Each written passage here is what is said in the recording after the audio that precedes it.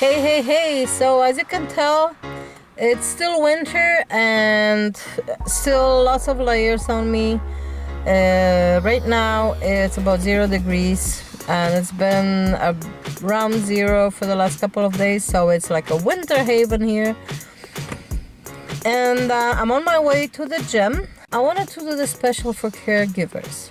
I wanted to do this for people who take care of their loved ones. I have been a caregiver for my daughter, for my epileptic daughter. Okay, it's no longer politically correct to say epileptic. So for my daughter who has epilepsy, she has very frequent seizures. She has all different types of seizures. Let me just lock the door. And so, excuse me, her seizures have escalated in the last few years. They have changed and they have, she has developed new types of seizures. I think it's a medication that she's taking that they just, those seizures just kind of, let me see which part of the brain I can screw up right now. Long story short, she's had seizures since she started getting them at 13. And she only had tonic-clonic, and right now she has had a lot of different types, and she has them different types all throughout, and whenever they just pop up whenever. So she'll have an atonic, but she'll just drop to the floor, and we used to call them noodle legs. So she would just, her legs would limp and her body would go limp, and usually that's also a very dangerous one because people fall on their face a lot of times. Okay, so it's a dangerous one. A tonic-clonic, she has those regularly. That one is also very dangerous. A lot of injuries, and you really have to put a lot of attention, on, what can she do, what she should not do. She is young. She is very young, so she wants to do things. And I am a mother, and I will not. Now she has gone out in the past many winters, but this winter was very harsh winter. And I said to my daughter, I know a lot of people say, "Oh, I don't care what I'm going to live my life." Yeah, you can live your life. So if my daughter wants to go out, instead of her going by herself, which is a dangerous and very stupid thing to do in 20 to 40 below zero, okay, if you by yourself and you could have a seizure, that's a very stupid thing to do, okay? Because a person who has a seizure outside, in tonic-clonic, their body temperature drops significantly and they could die in a matter of minutes. Not from the seizure, but from hypothermia, okay? And from being stupid and doing that because they just, didn't bother, calling a friend, making sure somebody, goes with them. Or, if you go in extreme, if you go out in extreme weather, you better have like a life-threatening, reason to leave your home by yourself. All right? They died poor because, they went out and they had the seizure. Why did they go out by themselves? Okay? I'm telling my daughter, yeah, she's done stupid stuff. And she's paid with a lot of injuries and stuff. And I always run to help her whenever I can. But I know I'm not going to be, here forever. And this is one of the reasons why I want to do this. Why I want to tell caregivers that you must be strong for yourself and for the person that you're taking care of. Okay, so because my own health has been deteriorating over the years, and I've lived with extreme stress, with anxiety, with breathing problem, like my health's deteriorated so bad. I mean, high blood pressure, fibromyalgia. I live with pain every single day. I live with extreme pain. Everything I do requires my effort and movement that I know that is going to be a painful movement. So I hate that. Okay, I hate that. And at the same time, in many of her seizures in the last few years, yes, I've been there to help her, but some of the seizures I was unable to get, like, to help her in a way that I would want to. Okay, in one of the seizures I had to drop to the floor, at which point I didn't injure myself badly, just a little bit, but I tried to do it as mildly as possible. But I still weighed over, close to 300 pounds. So that's a lot of weight, okay? And then I couldn't just get down because I'm disabled. Like, by this point I am disabled. I had accidents myself, and I'm still a caregiver for her because I know she needs me, and I know that she has no one else. And by taking care of her, I have grown as a person so much, because it has showed me a lot more love. It has showed me a lot more affection. It has showed me how to be responsible more than I used to be, because I was an adult, but as an adult and having 2 children, a single mom, I still did stupid things, so I mean, at this point, I will put my actions on the judgment weight. I would say, okay, if I do this, what are the consequences? Do I really want to do this? Like, no. Excuse me. So, long story short, I kind of lost the thread. The medication is affecting, that I'm taking for myself, for my pain, is affecting my brain. Okay, and I know that medication is also prescribed for seizures, but it's the only one that's working. The medication over the counter, I can't take that one because it raises my blood pressure. I'm already my own blood pressure medication, so I can't keep on having my blood pressure raised. So I have decided that I'm taking the matters into my own hands, and that I'm starting to exercise. Okay, so this is my message. I know I've been talking a lot, and I want people who understand my point are usually people who come from some of the things that I've gone through. You have to go through those things yourself. You cannot know these things unless you go through these things yourself. So if you have lived with pain, with extreme pain every day, even if it was for a period of time, you will only know how I feel if you have gone through this, or if you're going through this right now. Okay, if you have had, or you have seizures, then you only know what my daughter goes through. On the inside, in that person's shoes, you understand, because I'm her mother.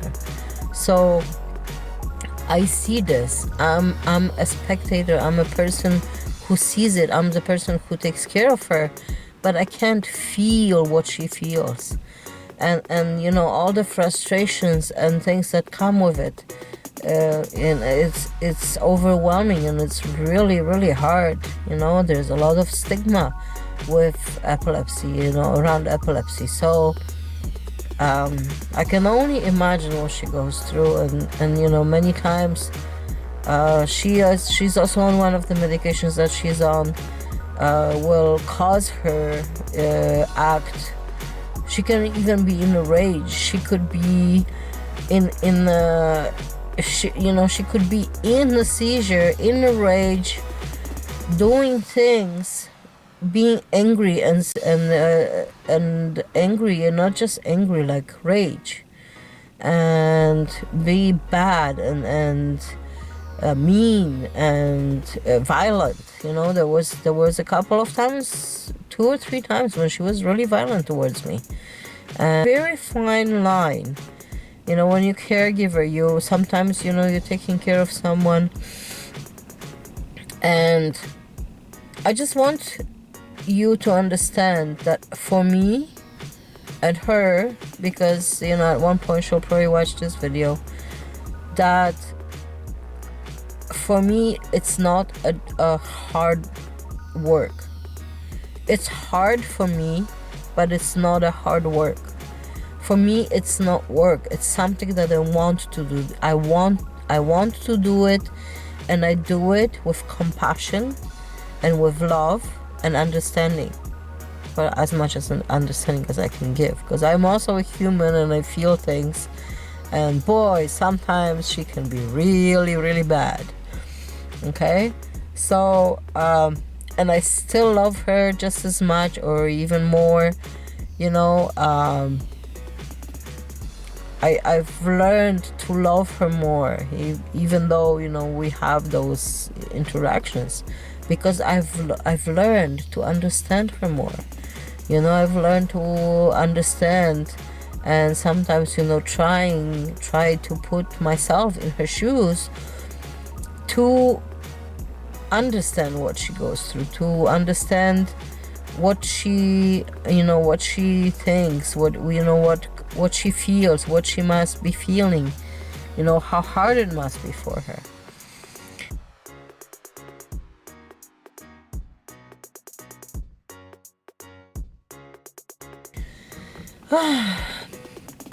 It's just this to all of you guys who are taking care of someone that you love, or you're just taking care of them, you know, because you're getting paid. But especially for those who are taking care of someone who needs constant care, okay? It's hard. It's hard. Not rule. My point number 1, always do it with love. Always do it from the place of love, okay? Learn how to understand that person. You know, put yourself in their shoes. Put yourself sometimes when, you know, when they're being difficult. Put yourself in their shoes and imagine being them at that moment. You know, how would you feel? What would you feel? You know, how difficult it must be for them to be in their shoes. Okay, love, lots and lots of love. Okay. Number 2, which I was gonna do this as number 1, but I just remembered that, you know, this is because of her epilepsy, or because of my daughter's epilepsy. I have learned to love more, to love her more, to love my other daughter more, to love myself more, you know. And that brings me to the point of this video today, okay, which I was gonna talk about because of, you know, what I started doing. I have started exercising. So point number 2, okay, point number 2, you must be strong. You must be strong emotionally and physically for the person you're taking care of. So I am actually embarking on a bodybuilding quest right now, because I have had situations where, because of my own disability, I was not able to help my daughter in the way that I wanted to at the moment. She has seizures, and sometimes I have to move her body, and for that I have to be strong. Okay, and I can pad her, I can put things under and what stuff, and in some positions you really have to be strong to be able to move around and help the person who's having a tonic-clonic seizure. All right, it's you could be in a very tight spot. You could be, you would have to maybe move the person, and if they're in a tonic already, or they're about to be in a tonic, and my daughter weighs almost 200 pounds. There's no way in the world that I can lift her. Okay, she one of her seizures that she had not too long ago, she spread her legs to the sides, and she had to have a seizure like that because I could not lift her and get her out of that position. I could not, because I was not strong enough. So I have decided that I'm going to be doing bodybuilding. I'm not telling all of you guys to do bodybuilding, okay? But what I'm saying is that you have to be fit. You have to be strong. You have to be strong for yourself.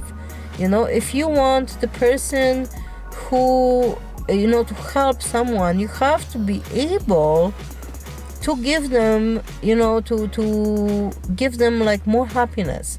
If you exercise more and you feel better and you're healthier, you're obviously going to be more vibrant. You are obviously going to be able to, you're going to be happier.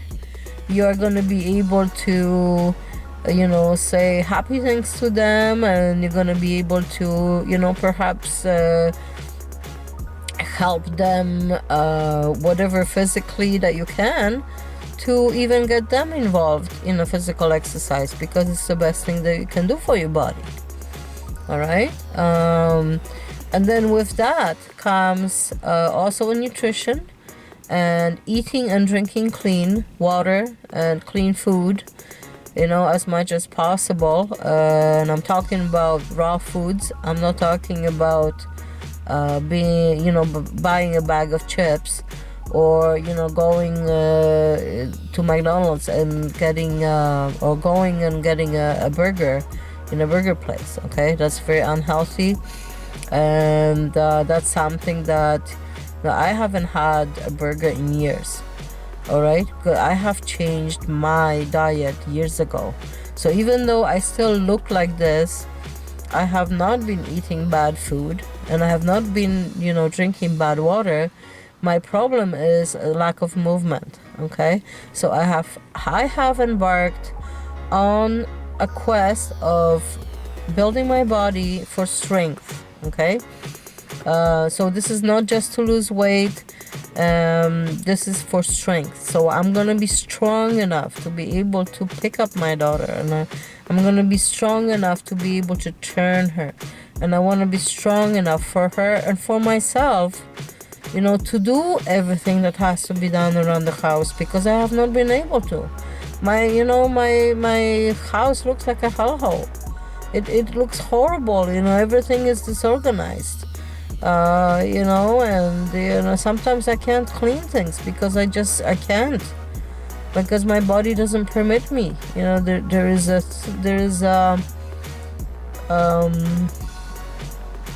There's a point where I can do certain things, and I only get to the point where my body says I'm done. And at the end of the episode, it's like I've only done one thing, one regular, small thing, not even like strenuous or anything physically, physically strenuous or anything like that. A normal thing. Let's say I've done one wash. I'm exhausted after washing one load of clothes. How is that possible? How is it possible? I do that once a week. Sometimes I have to do 2 loads. I can barely make it. Like by the end of the second load, I can barely make it to my bed. And I don't want to do anything else. You still have to eat. You still have to clean. We both have to eat. We have dogs. The dogs have to eat. This is an old picture of mine, and I posted it here as a reminder for myself that I can do it again, as I did it successfully in the past. And that brings me to the tip of the day. However you find yourself in the present, and whatever your condition is right now, there is always room for improvement. This picture shows that it's possible, as I lost 100 pounds at that time. I'd like to invite you to follow my journey on my other channel, which is called Elena Delgado Realexcel. Also, if you haven't subscribed to our channel, please do so right now. YouTube is changing their policy and we need to get to 1,000 subscribers by February 20th. It would also be fantastic if you'd share our videos on your social media and ask people to subscribe. Great love and compassion to all of you. See you next time.